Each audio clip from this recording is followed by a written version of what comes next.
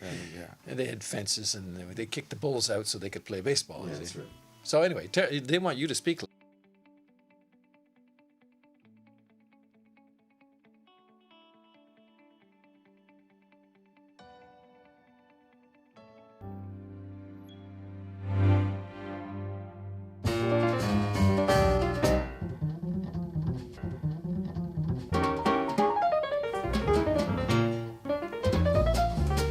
And once again, we welcome to a program about news from Canada, Canadian news and views on world matters. And we'd like to say hello to our listeners on World Radio Paris. Bonjour.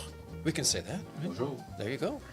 Bonjour. There we go. And on the shortwave service that broadcasts our show from Germany, so we can say Guten Tag. Guten Abend. It could be, yes, in fact, Gates. because of the time zone. And V Gates, how are you? Yes, you are. And Cowrie 97.5 FM radio in Nigeria. Righto.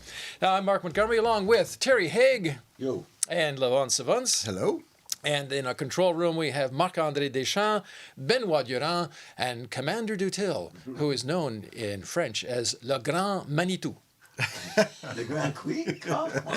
Le Grand Manitou. Okay. The big guy. Oh, the big The guy. big bear. He knows everything, so we have to always be nice to Pierre Dutil because he holds the keys to all the cabinets. Yes. And, when we run out of pencils and stuff, he says, I'll give you a pencil. Tony Danza has nothing on detail. As usual, we have some very interesting program for you, lots of interesting subjects. And we're going to start off. Levon, what do you have? Well, we had a new cabinet unveiled this week, and I'll talk about Prime Minister Trudeau's choice to help him deal with this rising discontent in Western Canada. All right, Terry. Oh, we're going to talk about Hayley Wickenheiser, a person from Western Canada. And what is... Going into the Hall of Fame, the fourth Canadian woman to go in, former player, to go in as a former player woman player. You can't say former woman because that would be incorrect. She's Former player to go into the Hockey Hall of Fame. All right, now that we've got that straightened out, Well, and it's we'll also be talking about the very serious situation in Hong Kong, and I'll get the viewpoint from a former Canadian diplomat who worked in Hong Kong on the situation with the demonstrations and protests there. That's coming up on this edition of The Link Online. All right, as you mentioned, Levon, we had a general election in Canada recently, and the government has now been chosen and Prime Minister re-elected. Justin Trudeau has unveiled his new cabinet, and this comes after the Liberals failed to win a majority in Parliament in October, and the country was very much divided. And I guess he's been trying to somehow mollify the situation. Yes, along regional lines. And of course, the Liberals, failed to elect any legislators, members of Parliament from Western Canada, from Alberta and Saskatchewan. And there's been a lot of talk about this growing discontent and political frustration in Alberta and Saskatchewan. Even some people, a minority, but a very vocal minority, calling for Alberta and Saskatchewan to separate from the rest of Canada. Now, of course, there was a lot of talk. How will Justin Trudeau basically deal with this Western alienation, especially now that he doesn't have any MPs from Alberta or Saskatchewan? So this has kind of forced him to have some creative solutions. And one of the people he has turned to in hopes of helping him to deal with this situation is his former Foreign Affairs Minister, Chrystia Freeland. Now, she now lives in Toronto, but she was born and grew up in Alberta. So she has some very strong ties to Western Canada. Her father still lives in Alberta and farms there. And of course, Trudeau is hoping to use her diplomatic skills to help him kind of build bridges with these conservative premiers in Saskatchewan, especially in Alberta, but also Manitoba. And don't forget, the other part of it is that there is a growing presence of the separatist party, Bloc Québécois, on the federal scene as well, and they elected, I think, 32 members of parliament in Quebec. So there's a lot of regional divisions that have kind of resurfaced in Canada that Chrystia Freeland will have to deal with. Let's listen to what Prime Minister Justin Trudeau was telling reporters at a press conference just after the ministers got sworn in. I'm very much looking forward to having Chrystia Freeland as my Deputy Prime Minister. She is someone with whom I work very, very closely and with great success on renegotiating the North American Free Trade Agreement with the challenges of the American administration. And we know that as we move forward on issues that matter right across the country, like energy and environment and other large issues, we're going to have to engage in a strong and positive way with governments, different orders of government right across the country. And I'm very much looking forward to doing that with Chrystia by my side. Of course, that was Prime Minister Justin Trudeau speaking to reporters in Ottawa on Wednesday. Almost right after Prime Minister Trudeau spoke, these ministers came one by one. And now that he promoted Freeland to Deputy Prime Minister and Minister of Intergovernmental Affairs, she was asked how does she plan to deal with this very contentious portfolio. And she said an interesting thing, that she's going to draw on lessons she learned while she was spearheading the renegotiations for NAFTA. This is the free trade agreement between Canada, US, and Mexico. The real challenge today, I think, for our country is for our country to understand that we are facing such big issues in the world today that we really have to face them as Team Canada. And I must say, you know, drawing on my experience as foreign minister, I learned two really important things. One thing is, and I think sometimes you have to have a bit of a distance to fully appreciate this, how fantastic our country is, how lucky we are to be Canadian, that Canada really is the strongest liberal democracy in the world. But at the same time, being foreign minister helped me to see what a challenging time we live in today. I think this is one of the most challenging environments for liberal democracies that we have experienced since World War II. And that includes our own country. And as the Prime Minister referred to the NAFTA negotiations, which were a real learning experience, I think, for all of us.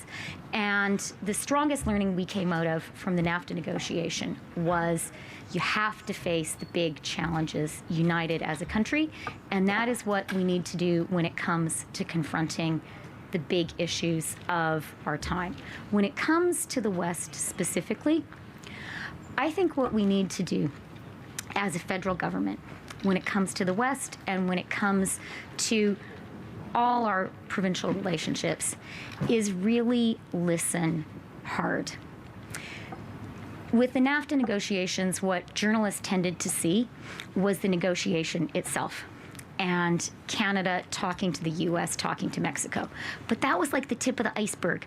90% of the iceberg was working very, very closely with stakeholders across the country and understanding from them what they need and what they want. And I think the challenge right now in intergovernmental relations is to start by listening very, very hard, listening to Canadians. You're right to specify the West. As a government, we had a message. The election sent a message from the West to our party. And now is a moment when we need to respond to begin with by listening really, really hard and really effectively. And that was Canada's newly minted Deputy Prime Minister and Intergovernmental Affairs Minister, Chrystia Freeland. She, by the way, still maintains the portfolio of managing the relationship with the US as well. So she's kind of a super minister right now, and we'll see how she does. She was very effective in a very difficult file, renegotiating something with the Trump administration There are very few people in the world who can have that kind of experience, and I guess the Trudeau administration is hoping that she can translate some of that success and some of that experience into building bridges within Canada as well. Well, it's interesting that one of the things I just noticed before coming into the studio was a national survey that said that most Canadians are now most concerned with revamping the election process, because we have this first past the post system, which the Trudeau government won, although with a minority, but they did not even get most of the popular vote. And so now people are saying, well, if the system had been better, we wouldn't have this government. I guess that's the interpretation. Well, no, I don't.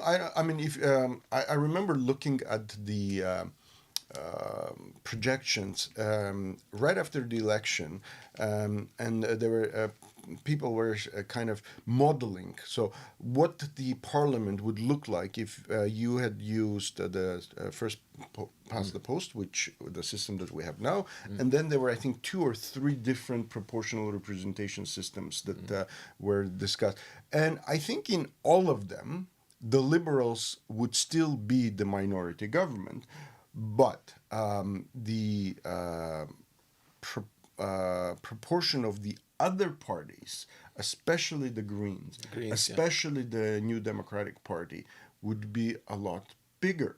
So it would certainly shape the parliament. But I mean, we also have to be careful. I mean, we have countries like Israel right now going through, well, probably a third election possibly in a year because of the proportional representation, because I mean the country is so divided they cannot form a government. So proportional representation comes with its own pitfalls as well. Yeah. Terry, any thoughts? Well, are we the strongest liberal democracy in the world? I mean, she was just being effusive there, no? Well, What do you think? I don't know. She certainly thinks so. But what about Scandinavia? I mean, is that not as liberal? Is the key word there liberal? That would be partisan. I think there are some people in Canada who would say that because of the Charter of the Rights that Canada has, minority rights in Canada constitutionally are more protected than in some other countries. But they're all very liberal democracies. So I don't know whether you can, whether Norway is less liberal than Canada, or when it comes to their social policies, or, I think a lot of people, as you said, in Scandinavia would disagree with Ms. Diplomatically, she's unlikely to be challenged on that statement. Absolutely. Internationally. Well, we've got another story coming up now. It does, in fact, concern democracy, and that is the situation in Hong Kong, where the students have long been protesting, originally against an extradition law, but that has sort of evolved into preservation of the democratic rights that they currently have, and possibly for some extension of that. And I spoke to a Canadian consul, former Canadian consul. We'll have that in just a moment. And I guess we'll have it now.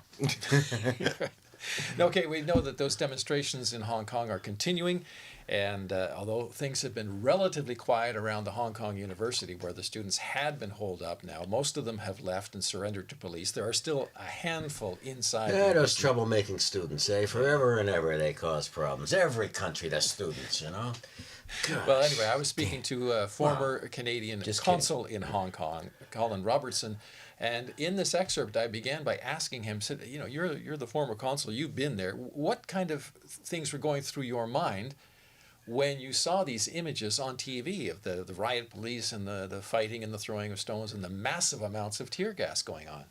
Well, the images of the police confronting the students at the Polytechnic are deeply disturbing. It really looks pretty fierce, and especially when you think that these students are not arguing for lower rates, but rather for sort of fundamental liberties that you and I take for granted. There was a reporter speaking with the CBC this morning that said as some of these students were coming out and surrendering themselves to the police, they were shouting their names and their parents' names and saying that they had no intention of suicide and so on. What is that about? Well, there is some suggestion that when they are incarcerated, that some of the tactics of the authorities would be such that some may die, and that the authorities would suggest that it was suicide. This is sometimes suggested what happens to those who are incarcerated in China. So I think that's probably why they're doing that, is almost as a kind of protection against things that might happen. There's no evidence that the Hong Kong authorities are behaving in this manner. What makes the protesters so determined? I mean, this has been going on originally against the extradition law, but it has evolved. No, it's quite remarkable because what you're looking at is a generation of children, now young adults, that grew up under sovereignty. Hong Kong is guaranteed certain rights until 2047, basically a freedom of judiciary, freedom of the press, and the right to assembly, a lot of the basic rights. And the students have been pressing for greater democracy as a kind of bulwark against what they see as an increasingly authoritarian China. China, for its part, regards itself as the sole arbiter and say no, under the terms under which Hong Kong passed back to China, they are the ones who can decide. These are all one of the larger questions about the future of Hong Kong. There also seems to be some indication from the Hong Kong police that they're not able to handle the situation.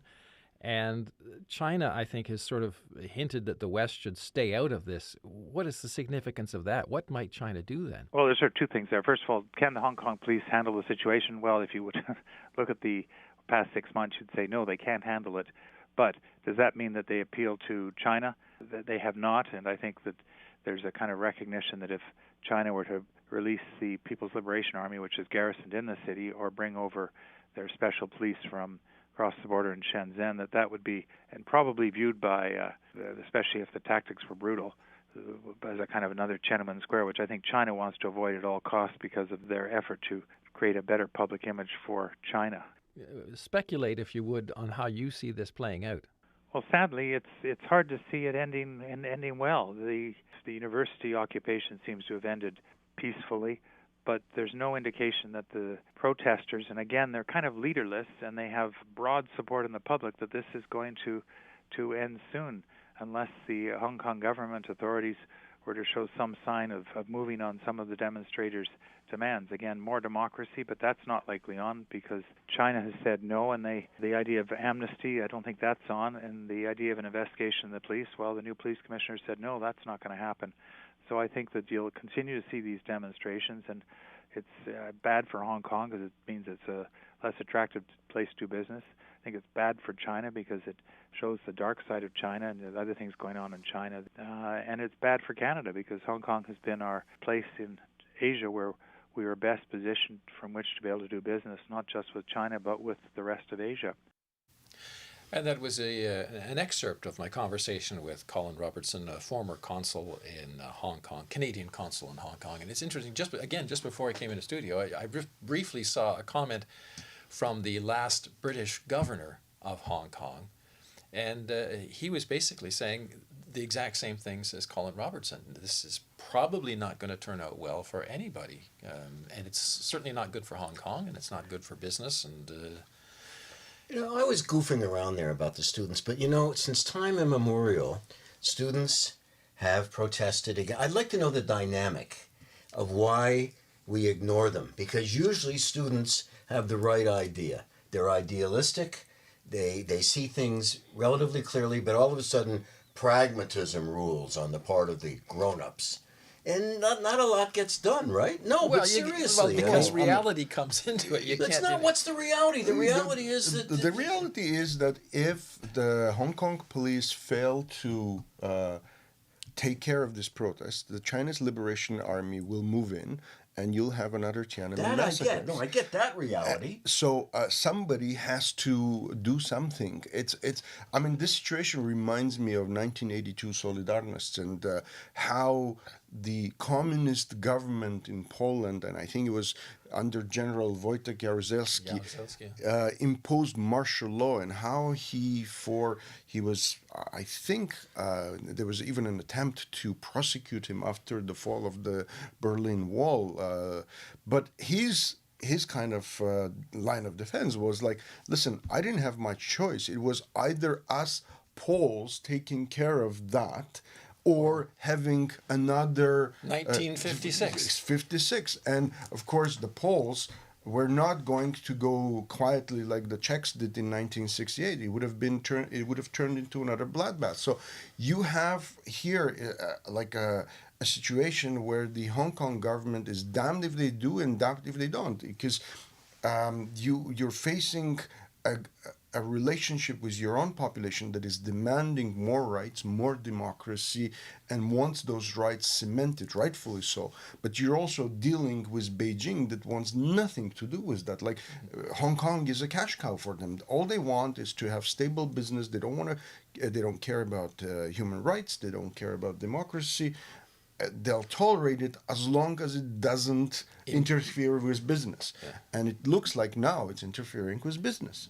Yeah, because a lot of businesses now are sort of rethinking their position in Hong Kong, saying, okay, in 47, this is going to revert to China. What's that going to do for us? And in the meantime, we have all this uncertainty, and so maybe we should just move our operations quietly to Vietnam or Taiwan or somewhere else.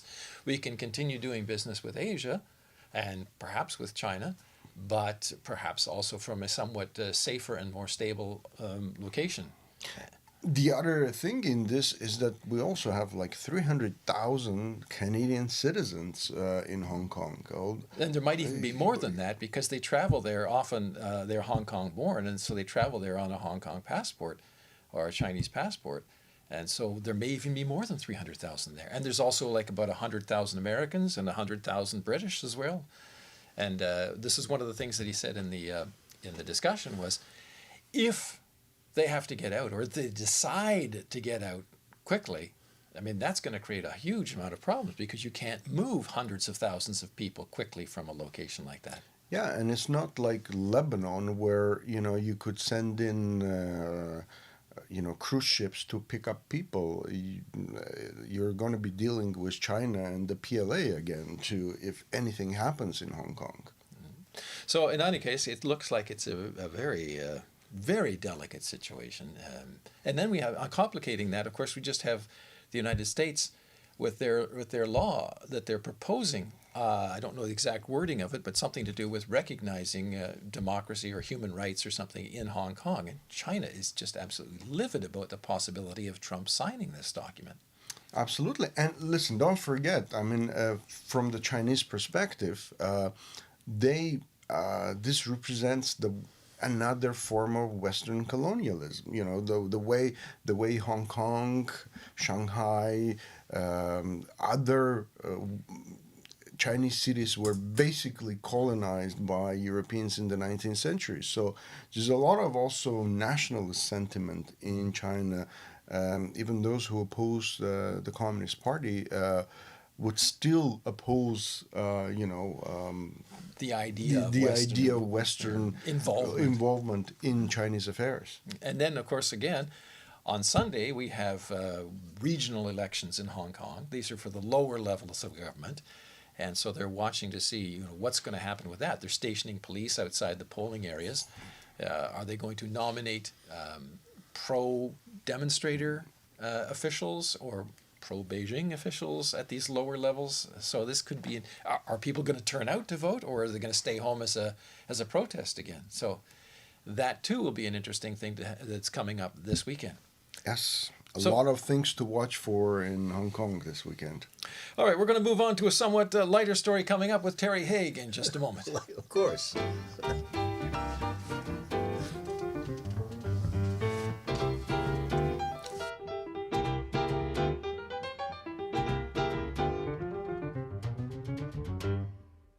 You guys are too much, man. You're so serious. Okay. Well, it's a serious subject. But now we're going to a lighter subject. So educated. You guys are educated. You know what I mean? We're going to talk hockey.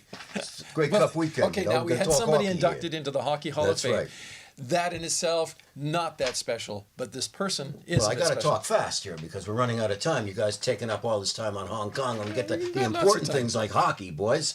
All right, girls. All right, we're talking Haley Wickenheiser. In 1994, at the age of 15, she joined the national team. 23 years later, what? 4 gold medals in the Olympics, 7 world championships, and it's not just that. She had a profound effect on Canada. She's this amazing person. She's now going to medical school. She's raising a kid. She's working in the Toronto Maple Leafs front office, and and then this past Monday she was inducted into the Hall of Fame. Okay, the Hockey Hall of Fame in Toronto, and I spoke to because she's made a big difference for girls, Goyles. Goyles now they get to go to the hockey rinks. You know what I mean? Okay, so That's Terry speaking American. In case you're wondering.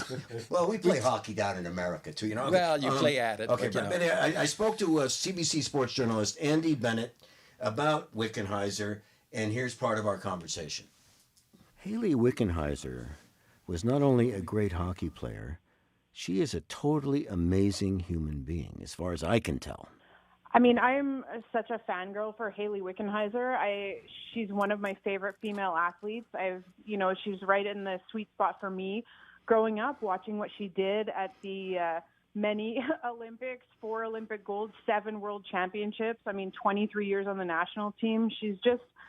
She's amazing, and she really revolutionized the women's game in hockey and really the way people look at female athletes. I think that Haley Wickenheiser had a huge impact on shifting people's perception of what a female athlete can do. Really? I didn't realize she revolutionized the game. How so? And well, she was so physical. She was talented. She was skilled. She had great hands, but she was a real power forward of somebody that you didn't see in the women's game really to that level until Haley Wickenheiser came on the scene. She had so much skill, but she also had so much grit, and she had a slap shot that was also something that you didn't see really in the women's game until Haley Wickenheiser was there. She seemed like she spent her life getting better and better and better, to the fact that she went over and played, I believe it was in Finland, in a men's league to boot, right? Which is taking her right back the way she grew up. She grew up playing with the boys. You know what? And it is important to point that out because Haley Wickenheiser grew up in an era that is so different than it is today. And she says it a lot that she sees girls going to the rink now with their hockey bags and nobody bats an eye. But when she was growing up, she's told stories. She would tuck her hair into her helmet so that people wouldn't know that she was the girl. She endured a lot of what now we consider to be bullying and taunts on the ice for being a girl. She says she went through hell growing up playing hockey, and she has really made the scenario different for women coming into the game today. And going to play with those men's teams, that is another thing that for some people, even still to this day, that is the only measuring stick that matters when you talk about women athletes or women in sport is how do they match up against the men? Which, of course, it's not a fair comparison because size-wise, we are very different, men and women. But she did it. She played 65 pro league games in Europe, full body contact, and not everyone was a fan of that either. She got it from both sides. She got criticized for not staying here to grow the game for women, but for her, she always wanted to test herself. She always wanted to be playing with people who were better than her. She always wanted to be training with people who were better than her, stronger than her, so that she could keep pushing herself. And it's just, that is an athlete. That is a true legend. That was part of my conversation with CBC sports journalist Andy Bennett, who's no slouch either, about hockey player Haley Wickenheiser, who was inducted into the Hockey Hall of Fame in Toronto this week, becoming just the 4th woman former player ever to be so honored. And who are the others? Cami Granado, Heaney, and the little girl from Nova Scotia. Oh boy. Thanks a lot, Montgomery. Hey, you didn't print out my notes for me. Putting on the spot. If we had Mr. Google, he could answer that. Well, no, it's all on the website. It's all in the story if you want to know. Well, there you go. Google it. Okay? Get my drift? I'm getting into a hockey state of mind here. Football. It's football this weekend. I'm getting the control of the Guy Carbonneau. As my wife says. Oh, no, I'm on Guy Carbonneau's side. The people that say he doesn't belong in the Hall of Fame, excuse me, he belongs totally in the Hall of Fame. Defense wins championships. Right, Tutel? Speaking off camera, dude. We have to get a camera in there to see those guys. He's a big hockey That would be fan, way too. more interesting. Oh, than he's a us, big I hockey think. fan. He's a big Those sports three fan. guys, yeah. They're all hockey fans. Big hockey fans. Well, By the way, They're Canadians, eh? I mean, I had a every story this Canadian's a week about hockey fan. the place where hockey originated that's being sold. So there you go. you And sure I'm going it to leave it on that. originated there? It's I'm on the going to leave website. that on there because I know for Terry, for Levon, for myself, for Pierre and Marc-André and Benoit. That's all the time we have for today. Hope you enjoyed the show. Bye-bye. Bye-bye.